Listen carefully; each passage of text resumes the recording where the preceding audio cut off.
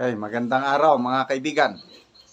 Ito, ang team sinusuka lumusob sa teritoryo ng mga Duterte sa Davao. Romesmac, ang team suka. Ito, pahayag ni Pangulong Digong. I don't know kung seryoso ba ito o joke lang. Lulusob daw ang team suka sa Lawag City. I don't know kung anong mangyayari. Okay, pakinggan natin si Tatay Digong tungkol sa plano na magpunta daw sila sa Lawag. Tao natin, every meeting, baka sa Lawag, kailangan magpunta na tayo lahat sa Lawag.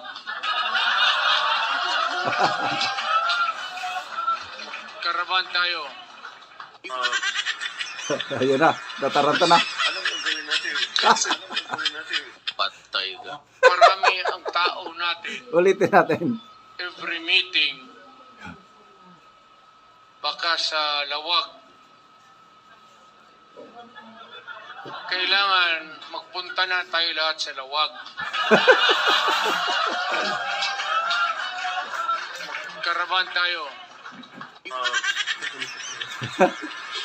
Anong gagawin natin? Anong gagawin natin? Patay ka.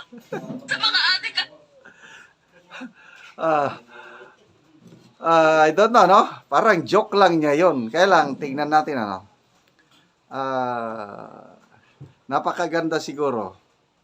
Pagdating ng araw na ang team suka pupunta sa baluarte naman ng team sinusuka Lawag. So, sa mga nababasa kong comments, although yung solid north na sinasabi, hindi na ngayon masyadong solid. Ano pa rin? Siguro, estimate ko lang 60 to 70%. Ayan, makamarkos pa rin yan ang mga Ilocano. Kaya lang, nasa 30, baka abot na ng 30% ang mga Ilocano nasumhan kung sa Bisaya na nagsawa na sa mga Marcos. May na-vlog ako noon, isang mother na nakatira na sa Canada. Araw-araw daw si Ate Terry, araw-araw daw na umiiyak dahil sa ginagawa ng mga Marcoses. Ito pala si Ate Terry, Ilocana pala ito. So, awang-awa siya sa nangyayari sa Pilipinas ngayon kasi nasa Canada na, Canadian citizen na siya, basta Ilocana. So, dumarami na ang mga Ilocano, Ilocano kami, my whole family Ilocano. Ano na kami, yung buong pamilya namin na open up na yung isipan namin na wala na, iba na. Yung akala namin noon na like father, like son, wala pala. May pamangkin nga akong pastor, at the same time, guro, teacher.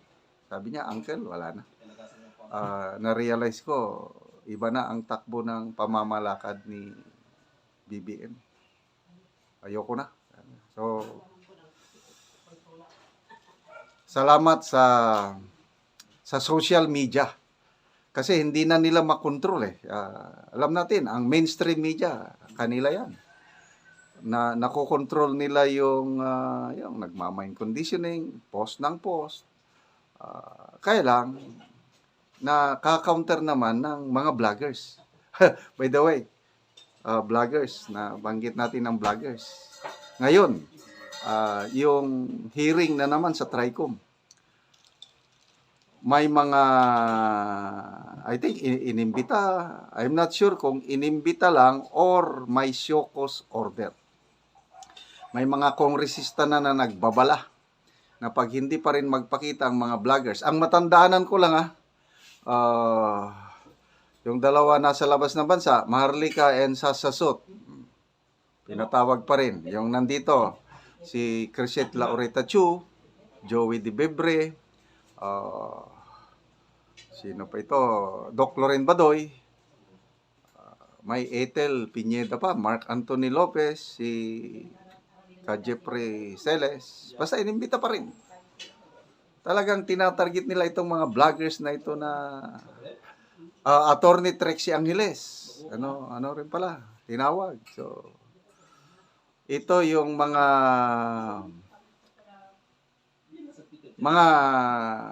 pantapat sa sa mainstream media. Kasi kung umaasa lang tayo sa mainstream media, wala, makontrol nila yung flow information, yung kaya sakit sa ulo nila itong mga vloggers na ito. Anyway, balik tayo sa sa pagpunta ng ng Team Suka doon sa Lawag City. Palagay ko mangyayari to, pa-joke-joke lang ang dapat ang kampanya ng Team Suka buong Kapuluan. I don't know kung as a whole pa rin sila o maganda kung as a whole yung siyam, yung buo. But kung kay PRRD, yung health cancer niya, sana palaging makasama siya. Kasi sa team sinusuka, nandyan palagi si PBBM. Salita ng salita. Alam niyo, mas nakakatuwa. Maganda kung salita ng salita si PBBM kasi mamaya may mabitiwan na naman siyang salita na example doon sa Davao del Norte. Ano yung nabitiwan niyang salita doon? Senator Tolentino, ang unang dumating sa Tacloban, nagbigay ng ayuda panahon ng Yolanda. Ayun, binatikos na naman dahil kulang na kulang sa informasyon ang Pangulo, yung kaalaman niya na hindi naman si Senator MMDA Chairman Tolentino pa noon, hindi naman siyang una. Alam ng lahat. Mayor Rodrigo Roa Duterte ang unang dumating. Bakit niya sasabi? Anyway, sige, tingnan natin anong mangyari. Lumusob na ang team sinusuka sa Davao. Hintayin natin ang team suka lulusob din sa Lawag City. Exciting ang labanan. Mga kaibigan, salamat po sa inyong palaging panonood sa ating channel.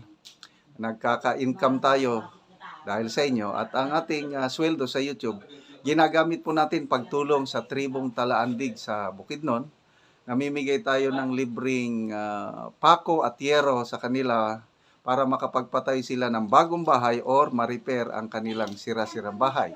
Namimigay din tayo ng solar lights dahil bundok yon, lugar ng katutubo, napakadilim kung gabi. So, ngayon, may solar na sila, nagliliwanag ang kanilang tahanan. Kaya salamat sa inyong tulong. Ituloy lang ang inyong panonood, lalo na yung mga hindi nyo pag-skip ng ads. Panoorin nyo ang video na ito. Mayong buntagante. Mayong buntag sad. Oo, kuha na gyud ang inyong atop nga kahoy. Oo, nagkuha na. Ikupos na siya, ug nga bangaga na. Nabangaga na, luoy na mig ulan. Oo, ulan na nami. Oo, tanaw na tanti sa sulod. Sige, tanawa kay kuan. Makita nang kuan, Oo. langit. Ang inyong mga dingding, kuan lang. Tanawa. Oo. Sako og kuan. Sako og mga sagbot. Oo, so mauna ni ang Mauna. balay ilang ante. Oh, mo na ni. Tanawa na ni oh. Oh. Oo, luoy naman kayo ante. Luoy na, kung ulan, na sa inyo ha. Ora dire. Oo, nadiha na sinyong tuluganan. Oh, diha na. Tanawa na oh. Luoy Luoy ma. kayo mi. Oo, Kay tungod sa among kagkapobrehon, wala mi kapalit og among atop. Oo, lagi. O karon ante inaning lisod yun. Tanawa. Oo. Oo. Oh, kuan na gyud kaayo ante ba? Oh, tanawa. Oo, panit sa kahoy so lisod gyud. Tanawa. Langit oh. Oo. Kahilak-hilak ang bata og kanang kuanan na Mulan, wa na gyud may Wa silungan. basa tanan among gamit. So Busa nag prepare na ko kahoy. kahoy kay Aron may karon may listan. balay. Oo, so nagprepare na ka manoy. Oh, Oo. naana diha gibutang nako. Kay matagaan naman gyud mo gero. So atong tanawon manoy ang kuan. Inyong imong ipa kuan nga mga kahoy, imong giridi daan. Oo, so mao na ni ang kuan nimo manoy, giridi nimo nga mga kahoy. Oo.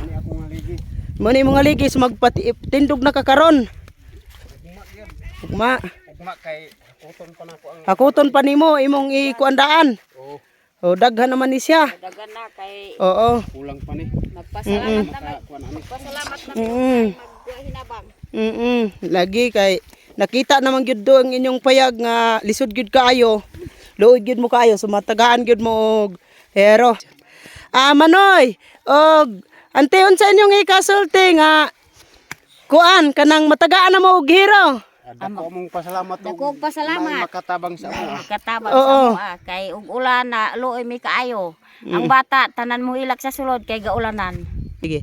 Oo. Salamat sa Ginoo nga nagtan-aw sa YouTube nga magpasalamat mi kay Nay mutabang sa mo. naay mo tabang sa mo. Ikaw Col, unsa imong kasulti Manoy? Dako akong pasalamat o pinagi sa pagtan-aw sa YouTube. Nay mutabang sa mo nga aron makabalay mi. Dili mi ulanan. Di na mo maulanan pare anong inyong payag. Kana ang kersionis bangalan pag yun. Nagigisi na, sagdi lang. Magantos lang ta. Ikaw dong, unsa imong kasulti dong? Salamat. Salamat. Oo. Sige, Salamat din. sige, moro to Manoy. Sige. Oo, sige. Salamat. Oo, salamat po.